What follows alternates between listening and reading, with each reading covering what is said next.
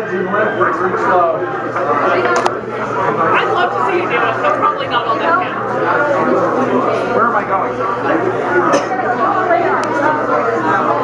I am here with John Trimble. Okay, so what was the first convention you ever attended? It was a Westercon Oh, excellent. in 1953 in the Commodore Hotel in Los Angeles. Oh, wow. And what did you first think when you went?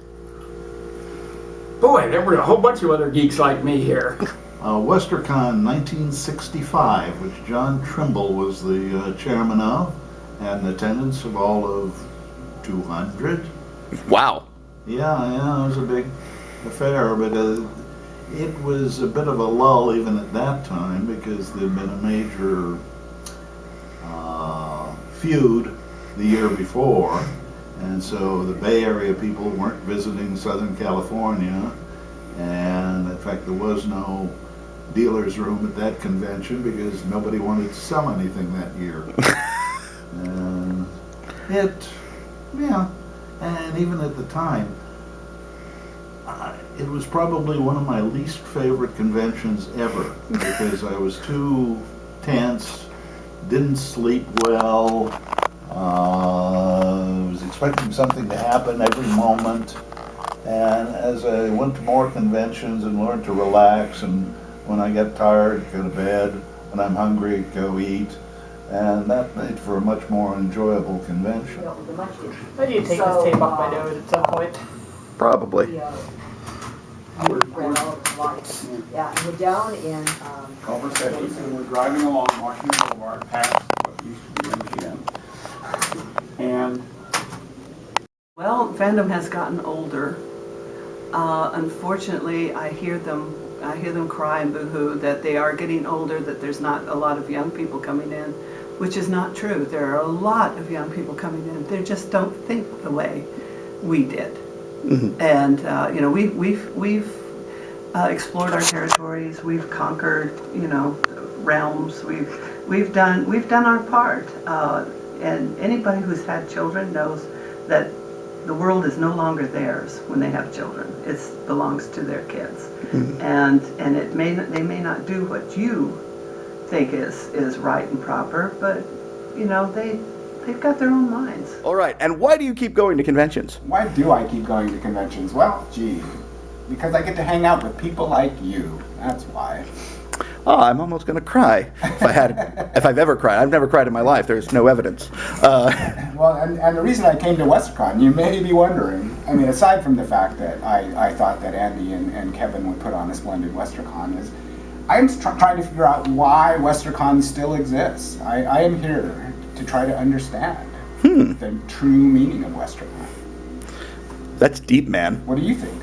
Well, you know what I think is that Westercon provides an excellent opportunity for getting people who normally wouldn't make the trip from, say, Seattle or, Tempe, Arizona, and to bring them into a central area to once again meet. Now, the regionals have sort of made that a little less important, but having, particularly over the 4th of July holiday, it gives a time for a whole lot more. And I think really, from all the Westercons I've been to, it's been a round spectrum sort of thing.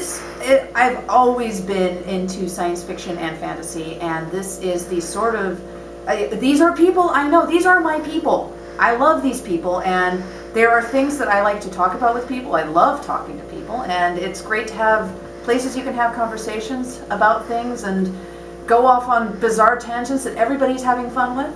No, excellent. And learn a lot of things that you didn't know about. Like, I did not know there was a super volcano 240 miles north of here in the area called Chain Lakes, which is kind of odd because I grew up with a geologist mom and we'd go on vacations and look at rocks. So it's very strange that there's a large geological thing in California that I knew nothing about. So wait, hold on, I'm still processing that. There's a super volcano around here? There is a supervolcano in an area called Chain Lakes. It was on the program. I was not able to attend the panel, but I just met up with the panelist in question, and I asked him where it was, and he said Chain Lakes. Okay, where the heck is Chain Lakes? Okay, officially, this scares the hell out of me. No one tells me anything. Well, it's...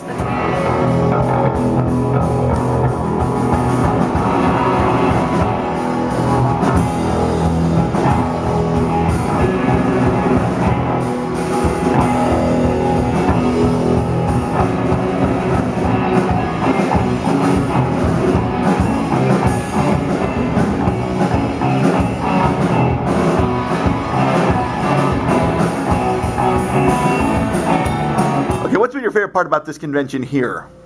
I have been Chris's minion. the fancy dance party was probably That's right. We will have video footage of that in the documentary at some point. the fancy mad video party. Excellent.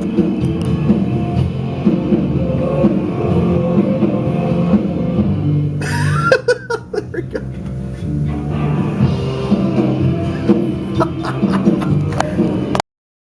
Why run a convention? Because you want a convention to happen and someone else isn't doing it. That's a good answer.